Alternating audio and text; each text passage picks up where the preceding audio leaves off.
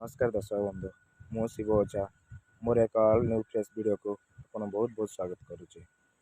ये वीडियो बनवार आज तात्पर्य होचे मु एमती एक मंदिर विषय कहवाक चाहूँगी जे एक से मंदिर बहुत आध्यात्मिक और पौराणिक और मालिका वर्णित मंदिर भी से मंदिर ना हूँ पारेश्वर बा अमुहा देउल। अमुहा देउल कौन पाई कह जाए आसतु बुझा और जाना आ से मंदिर विषय आपन को जनइबा।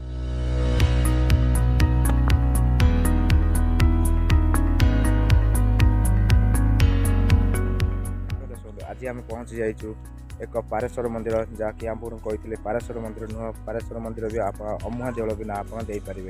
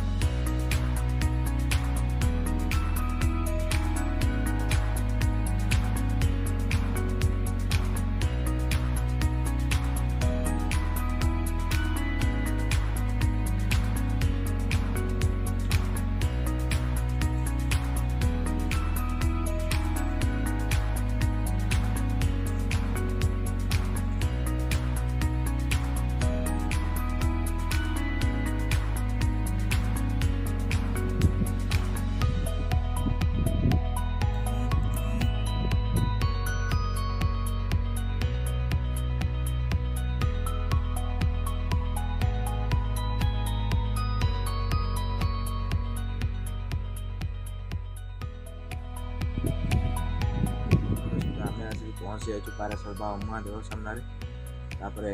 मंदिर हूँ एक पौराणिक आध्यात्मिक और मालिका वर्णित आम ये कौन कहूँ ना जे मंदिर टी बहुत पुरातन काल माने एमती भी कहीं भी जानी ना मंदिर केबे प्रतिष्ठा होता केबे तोला जाइतिला यार रक्षारक्षण प्रथम किए करुले आमर जी आम जी आम बापा माँ आम अजा माँ जी आम कहते जे ए मंदिर बहुत पुरातन सत्यजुगर मंदिर जिते सत्यजुग आरंभ हम सेतेबेले ए मंदिर पछपट द्वार खोल पछपट द्वार कौन पाई समस्त मंदिर तो आगपटे सामने द्वार थाए पछपट द्वार से कौन पाई खोला था।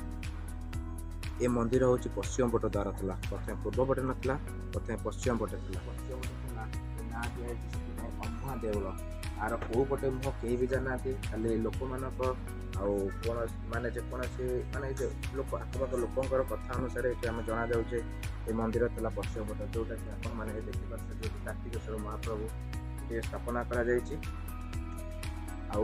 किसी जुग पूर्वर कली जुग आरंभ भी कहीं भी जाना सेपटे द्वार खोल जाता कौन पाई से द्वार खोल जाए कौन पाई ए द्वार बंद जाए से कथा भी आपन को वीडियो माध्यम कहबू देखिए जानापी वीडियो को शेष पर्यंत देखु।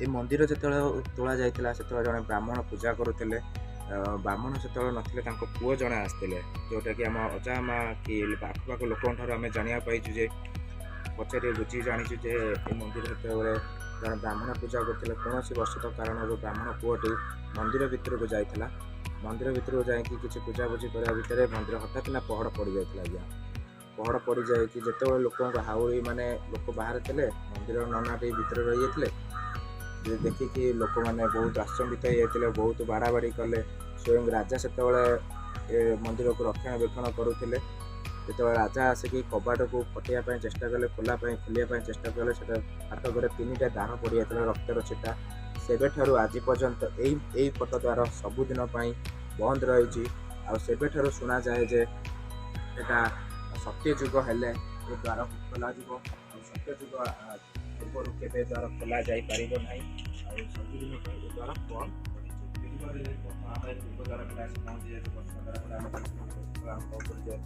पूर्व द्वारा खोला बहुत वर्ष पूर्व मंदिर खोलाई मंदिर से आम भी जो मंदिर को आसते बहुत जंगल था ବହୁତ ଭାବରେ ମାନେ ଘଞ୍ଚ ଅରଣ୍ୟ ଥିଲା ବୋଲି ଜନ୍ତୁ ଜନ୍ତା ବହୁତ ମାନେ ବିଭିନ୍ନ ପ୍ରକାର ଜନ୍ତୁ ଥିଲେ ଏଠି ରାତିରେ ରହିବାକୁ ବି ଲୋକମାନଙ୍କୁ ଭୟ ଲାଗୁଥିଲା। କିନ୍ତୁ ସେତେବେଳେ ଜଣେ ବ୍ରାହ୍ମଣ ଥିଲେ, ଯେତେବେଳେ ରାତ୍ରି ଏଠି ଯାପନ କରୁଥିଲେ ପାରେଶ୍ୱର ମହାଦେବ ତାଙ୍କୁ ବି ଜଗିଥିଲେ। ଏଇଟା ସେତେବେଳେ ଯୁଗରେ ବି କୁହାଯାଏ। ଏଠି ବହୁତ ଲୋକମାନେ ବି ଜାଗର ଆଉ ବଡ଼ ଓଷା ଯେଉଁଟା ବି କୁହାଯାଏ ଆମର ଗଜବସା ଓଷା ଯେଉଁ କୁହାଯାଏ, ସେହି ସମୟରେ ଲୋକମାନେ ବହୁତ ମାନେ ଏଠି ସଂଖ୍ୟାରେ ଯୋଗଦାନ କରନ୍ତି।